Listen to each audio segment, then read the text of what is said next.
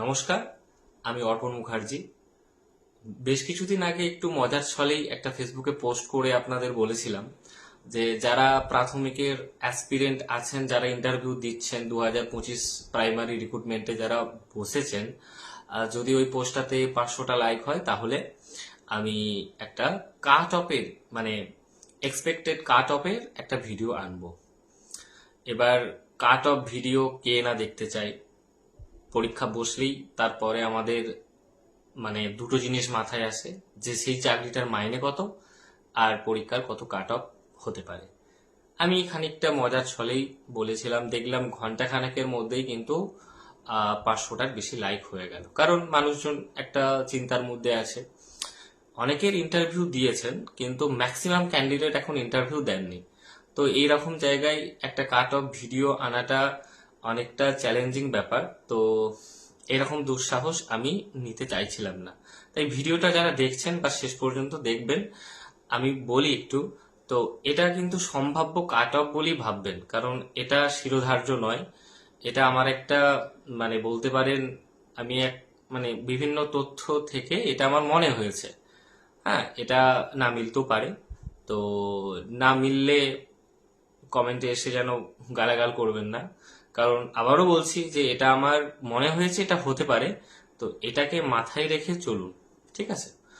তো হতে পারে যে আমার বক্তব্য ভুল, কিন্তু আমি এটুকু বলবো যে যেইটুকু ক্যালকুলেশন আমি করেছি, প্রিভিয়াস নিয়োগ এবং ক্যান্ডিডেট সংখ্যা এবং কত সংখ্যক রিজার্ভেশন দেয়া হয়, কি পার্সেন্টেজ দেয়া হয়, সেই রিজার্ভেশন রোস্টার, কত সংখ্যক ভ্যাকেন্সি, আগের রিক্রুটমেন্ট অর্থাৎ 2020 সালে যেই নিয়োগ হয়েছিল 16,500, প্রত্যেকটা রিক্রুটমেন্টের ক্যান্ডিডেট সংখ্যা এবং নিয়োগ রোস্টার সবকিছু দেখি কিন্তু আমি কাট অফ ভিডিওটা বানাচ্ছি। অবশ্যই অন্য সব ভিডিওর মতনই আমি কাট অফের ফাইনাল কত হচ্ছে সেটা আমি একটা ছবি আমি দিয়ে দেবো এই ভিডিওটাতে, আপনারা সবাই দেখে নেবেন। স্ক্রিনশট রাখার প্রয়োজন হলে রাখবেন, ওটাকে মাথায় রেখে চলবেন যে এরকম হতে পারে। তো আবারও বলে দিচ্ছি, এটা কিন্তু সম্ভাব্য, এটা হতেও পারে না হতেও পারে। যাই হোক, তো আমি বেশ কিছু ব্যাপার আপনাদের সামনে বলি। তো অনেক ইউটিউব ফলো করেন, আমিও করি, এবং অনেক কাট অফ ভিডিও দেখেছি। তো 2025 প্রাইমারি রিক্রুটমেন্টে কাট অফ বলার আগে আমি আপনাদের একটু আগেকার ঘটনাগুলো বলি। অর্থাৎ 2020 সালে 16,500 প্রাইমারিতে ভ্যাকেন্সির একটা রিক্রুটমেন্ট নোটিশ জারি হয়েছিল, যেটার রিক্রুট হয়েছিল 2021 সালে, যার প্যানেল বেরিয়েছিল সম্ভবত 15ই ফেব্রুয়ারি একটা এরকম টাইমে। তো সেখানে যে কাট অফ ছিল সেটা হচ্ছে জেনারেল কাট অফ বলছি আমি, কিন্তু ভিডিও শুরুতে এই কথাটা এরকম বলে দিই, কাট অফ ভিডিও প্রত্যেকটা কিন্তু আমি আনএক্সামটেড বলবো। এক্সামটেড যারা আছেন, যারা আমার এই ভিডিওটা দেখছেন, এক্সামটেড যারা আছেন, যদি 2025-এ যতজন আছেন আপনাদেরকে প্রথমেই শুভেচ্ছা জানাই, কারণ প্রত্যেকেই কিন্তু এক্সামটেড চাকরি পেয়ে যাবেন। কারণ এক্সামটেড সিট যথেষ্ট আছে, ক্যান্ডিডেট অত নেই। ওকে, যদি এক্সামটেড ক্যাটাগরির আপনি হন তাহলে ভিডিওটা শেষ পর্যন্ত দেখার প্রয়োজন নেই, ভালো লাগলে আপনি দেখতে পারেন, তো আপনাদের চাকরি কনফার্ম। এরপরে যেটা বলার, 2020 সালে অর্থাৎ 21-এ যেই প্যানেল বেরিয়েছিল 16,500, সেখানে 29.031 এটা জেনারেল কাট অফ গেছিল। এসসি কাট অফ গেছিল 25.880, এটা কাট অফ গেছিল। এসটি কাট অফ গেছিল 22.840। ওবিসি এ এর কাট অফ গেছিল 27.613। OBC B 28.471। এবারে একটা জিনিস বলি, তো এখানে কাট অফ কিন্তু কম যায়নি, ভালোই কাট অফ ছিল এর আগের রিক্রুটমেন্ট অর্থাৎ 2022-এর রিক্রুটমেন্টের তুলনায়। তো 2022-এ যে রিক্রুটমেন্টটা হলো, অনেক ক্যাটাগরির কিন্তু ক্যান্ডিডেট পাওয়া যায়নি, কেন পাওয়া যায়নি সেটা আমি বলছি, অনেকে জানেন, আমি ব্যাপারটা পুরোটা বলছি। ভিডিওটা শেষ পর্যন্ত এরকম দেখবেন। হ্যাঁ, আর ভিডিওটা থেকে আমার কোনো আর্নিং কিন্তু হবে না। ওকে, আমি ভিডিওটাতে আপনারা দেখলে ভিউজ হলে যে আমি কিছু আর্নিং পাবো এমনটা নয়। আপনাদের জানার জন্যই বেশ কিছু এরকম তথ্য আমি উপস্থাপন করছি, এবং আমার কাছে মানে উইথ ডাটা আছে। ওকে, আমি কিছু স্টাডি করেছি, আমি কিছু তথ্য এরকম দেখি আপনাদেরকে বলছি। ওই নিয়োগটাতে ক্যান্ডিডেট সংখ্যা কিন্তু প্রায় 35,000-এর মতো ছিল। এবার আপনারা বলছেন এত ক্যান্ডিডেট, যারা হয়তো নতুন জানেন না, এই 16,500-তে কিন্তু বিএডরা অ্যাপিয়ার করেছিল। বিএড কারা? যারা 2014 সালে যারা টেট পাস করেছিল, সেই সময়ে কিন্তু বিএড প্রাথমিকে যোগ্য ছিল। ওকে, তারাও কিন্তু রিক্রুটমেন্টে অংশগ্রহণ করেছিল। এবারে রিসেন্ট যে নিয়োগটা হলো, সম্প্রতি যে নিয়োগটা সম্পন্ন হলো, অর্থাৎ 2022 রিক্রুটমেন্ট। ওকে, 2022 রিক্রুটমেন্টে যে কাট অফ গেছে, অবশ্যই কিন্তু আমি বলছি আনএক্সামটেড ক্যাটাগরি। ওকে, আপনারা অনেকেই জানেন যে যেগুলো এক্সামটেড সিট থাকে, সেই সিটগুলো যখন ক্যান্ডিডেট পাওয়া যায় না, সেগুলো কনভার্ট হয়ে যায়। আমি কিন্তু প্রত্যেকটা cut off converted cut off বলছি। ওকে, আমি ভিডিও শুরুতেই বললাম যারা এক্সামটেড আছেন প্রত্যেক কাস্ট ক্যাটাগরির আপনারা চাকরি পেয়ে গেছেন। ওকে, কারণ এরকমই সিট আছে, এটা আপনারাও জানেন। তো আগের রিক্রুটমেন্টে জেনারেল কাট অফ যেটা ছিল 29.559, অর্থাৎ এই কাট অফ যারা ক্লিয়ার করেছে জেনারেল, তারা চাকরি পেয়েছে সিট কনভার্ট হওয়ার পরে। এবার কোন কোনগুলো সিট কনভার্ট হয় আপনারা অনেকেই জানেন, যারা জানেন না বলে দিচ্ছি। প্যারা টিচার সিটগুলো ক্যান্ডিডেট পাওয়া গেলে, না পাওয়া গেলে সেটাকে কনভার্ট হয়ে যায়। ওকে, আর কোনগুলো হয়? যদি এই যে এক্স সার্ভিসম্যান, এইগুলো কিন্তু কনভার্ট হয়ে যায়। তারপরে আনএক্সামটেড, তো এক্সামটেড গুলো তো অবশ্যই হয়। তো এই সিটগুলো কিন্তু কনভার্টেড, আমি কিন্তু কনভার্টেড কাট অফ বলছি, মানে প্রত্যেকটারই যেগুলো আনএক্সামটেড কাট অফ বলছি। ওকে, তারপরে ওবিসি বি, ওবিসি বি এর কাট অফ ছিল কিন্তু 29.384, ওবিসি এর কাট অফ 29.088, এসসির কাট অফ 21.275। ওকে, এবারে আমি ব্যাপারটা বলি। এই যে আপনারা অনেক ইউটিউব চ্যানেল দেখছি যে কাট অফ ভিডিও নিয়ে বলছেন যে আগের রিক্রুটমেন্টে যে কাট অফ ছিল সেখান থেকে 1 বা 2 বাড়বে, বেশি বাড়বে না। আমি আপনাদের একটা তথ্য দিই, এর আগের যে রিক্রুটমেন্টটা হয়েছে, সেই রিক্রুটমেন্টে যে 11,500 সামথিং অ্যাপ্রক্স একটা ভ্যাকেন্সি ছিল, তার মধ্যে 20-22 ডিএলএড ব্যাচ কিন্তু এই যে কাট অফে কিন্তু অংশগ্রহণ করেনি। কারা কাট অফে অংশগ্রহণ করেছিল? অ্যাপ্রক্স 11,500 থেকে 12,000 ক্যান্ডিডেট। আবারও বলছি, অ্যাপ্রক্স 12,000 ক্যান্ডিডেট ছিল, তার মধ্যে কিন্তু নিয়োগ পেয়েছে ধরে নিন প্রায় 9,500-এর মতো। তাহলে এই কাট অফটা কিন্তু এই কটা ক্যান্ডিডেটদের মধ্যেই কিন্তু ছিল। এবারে 2022 রিক্রুটমেন্ট আমি আসি। 2022 টেট পাসদের যে রিক্রুটমেন্ট, অর্থাৎ 2025 যে রিক্রুটমেন্ট, সেখানে অবস্থাটা কি হতে চলেছে দেখুন। আপনারা সবাই নিশ্চয়ই খবর পেয়েছেন যে কত সংখ্যক ফর্ম ফিল আপ হয়েছে। এই ফর্ম ফিল আপের সংখ্যাটা অবশ্যই 50,000 ছাড়িয়েছে, এবং 50,000 ছাড়ালেও অনেক ইনএলিজেবল ক্যান্ডিডেট আছে এখানে, এরা ডকুমেন্টস ভেরিফিকেশনে বাদ যাবে। তো কত সংখ্যক বাদ যাবে সেটা আমি একটা আনুমানিক হিসেব করেছি মনে মনে, সেই সংখ্যাটা আমি আপনাদের বলছি না, সেটাকে আমি মাথায় রেখে আমি একটা কাট অফ বলছি। তো 50-55,000 ফর্ম ফিল আপ হয়েছে, সেখান থেকে অনেকে ডকুমেন্টস ভেরিফিকেশনে বাদ যাবেন, বাদ যাওয়ার পরে আমি কিন্তু কাট অফটা বলছি, এটা একটু মাথায় রাখবেন। এবং এটা নিশ্চয়ই আপনারা জানেন যে ঠিক কত পার্সেন্টেজ করে সিট রিজার্ভেশন করা হয়। ঠিক আছে, যেমন জেনারেলের ক্ষেত্রে প্রায় 40% সিট আছে, ওবিসির এর ক্ষেত্রে প্রায় 10% সিট আছে, ওবিসির বি ক্ষেত্রে 7%, এসসির ক্ষেত্রে প্রায় 22%। ঠিক আছে, তো এসটির ক্ষেত্রেও আছে 6%-এর মতো। তো ব্যাপারটা হচ্ছে ইডব্লিউএস এর ক্ষেত্রে 10%।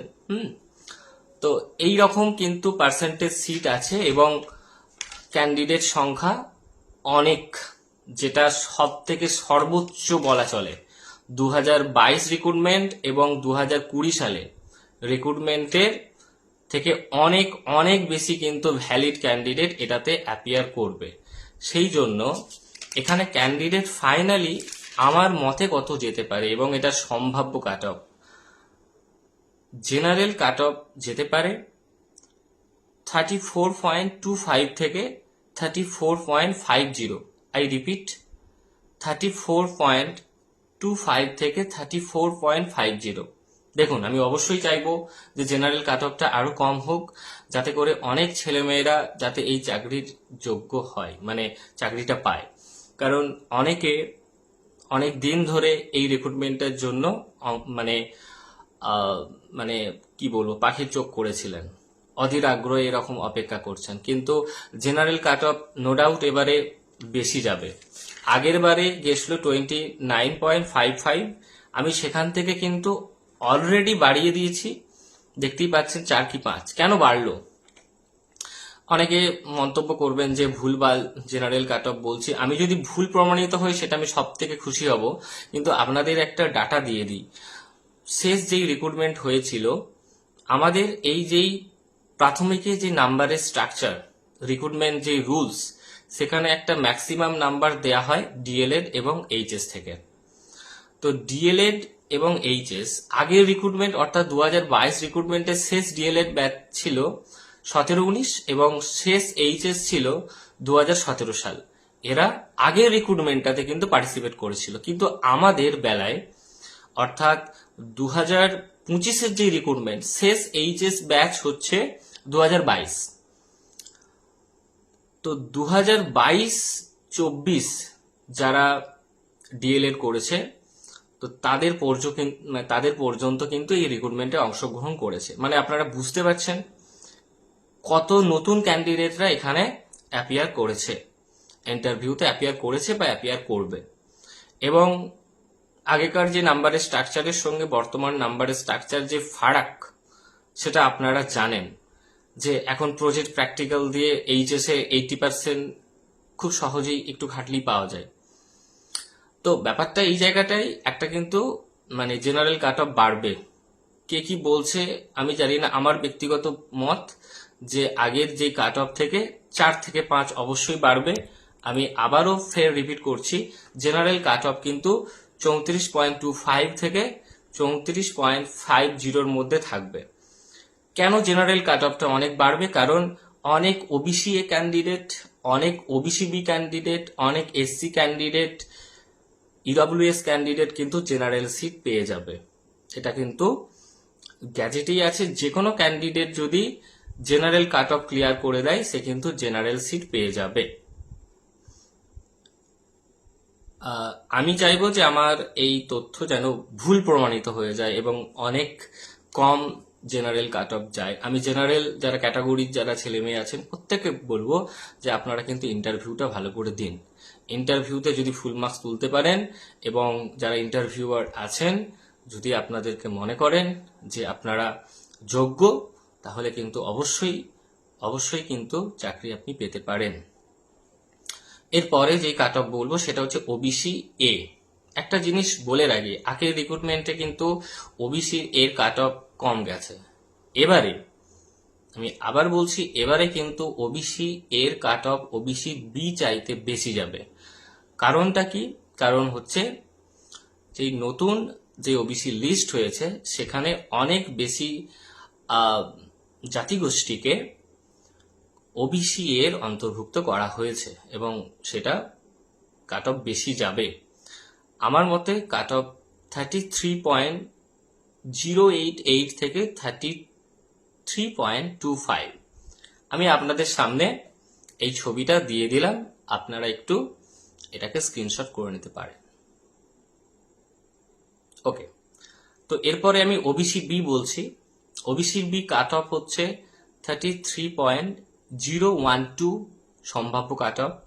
এসসির কাট অফ আগের রিক্রুটমেন্ট থেকে অনেকটাই বাড়বে, যদিও এখানে 22% সিট থাকে, কিন্তু ক্যান্ডিডেট সংখ্যাও আছে এবং অনেকে জেনারেল কাট অফ ক্লিয়ার করবে। তবুও কাট অফটা 29.020। এবার আপনারা বলছেন যে এই রকম আমি একটা ফিগার দিচ্ছি কেন? আমি একটা ইন্টারেস্টিং কাট অফ মার্কস তৈরি করতে গিয়ে আমি এটা তৈরি করেছি। এসটিদের বলার, এসটি আমি যেটা বলছি, যেই ছবিটা আপনাদের দেখিয়েছি, সবাই পেয়ে যাবে, সবাই পেয়ে যাবে এসটি। কারণ আগের বছরের থেকে এই বছরে কিন্তু এসটি ভ্যাকেন্সিটা অনেকটাই বেড়েছে এবং যারা টেট পাস করে থাকবেন এসটি সবাই চাকরি পেয়ে যাবেন। কিছু জন হয়তো থেকে যেতে পারেন, সেটা সংখ্যাটা 50 জনের বেশি হবে না। পিডব্লিউডি যারা আছেন, যারা হ্যান্ডিক্যাপ আছেন, যারা যে কোনো ধরনের হ্যান্ডিক্যাপ আছেন, তারা সবাই পেয়ে যাবেন। প্যারা টিচার প্রত্যেকেই জব পেয়ে যাবেন। ইডব্লিউএস এর ক্ষেত্রে এবছর নতুন একটা ক্যাটাগরি অ্যাড হয়েছে, ইডব্লিউএস, যেটা এই রাজ্যে নতুন এবং এই শুরু হয়েছে। তাই এই বছর সব থেকে কাট অফ কম যাবে ইডব্লিউএস এর, সেই কাট অফ হচ্ছে 0।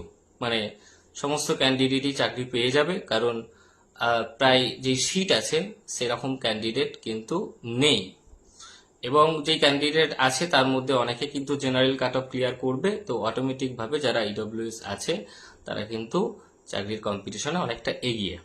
তো জেনারেল যারা আছেন আপনাদেরকে বলবো যে মনোবল হারবেন না, একটা টাফ ফাইট করুন। আগের বারে দেখা গেছে যে যাদের ভালো একাডেমিক কিন্তু তবুও কিন্তু তারা বাদ গেছে। আপনাদেরকেই সাবধানতাটা করলাম। সাবধানতা এক ধরনের সচেতন। তো আপনারা সচেতন থাকুন, ইন্টারভিউর জন্য ভালোভাবে নিজেকে প্রস্তুত করুন, ভালো করে নিজেকে গ্রুমিং করুন। তো হোপ ফর দ্য বেস্ট। এই ছিল আমার সম্ভাব্য কাট অফ। আবারও বলছি, এটা সম্ভাব্য কাট অফ। মিললে আমার এই ভিডিওটাকে 1 বছর 2 বছর পরে লাইক দিয়ে যাবেন, আর না হলে আর কি গালাগাল দেবেন, সেই গালাগালটা ইনবক্সে দেবেন, ভালো লাগবে। প্রকাশ্যে বললে তো ভালো লাগে না। যাই হোক, নমস্কার, সকলকে ধন্যবাদ ভিডিওটা মন দিয়ে দেখার জন্য।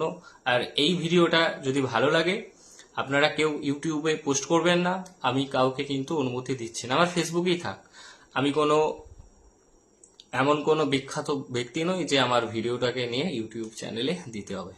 ধন্যবাদ, সকলে ভালো থাকবেন, চাকরির প্রস্তুতি নিন, প্রিপারেশন নিন, অবশ্যই একদিন হবে। হাল ছেড়ে দেবেন না, লেগে থাকবেন, তাহলেই হবে। ধন্যবাদ।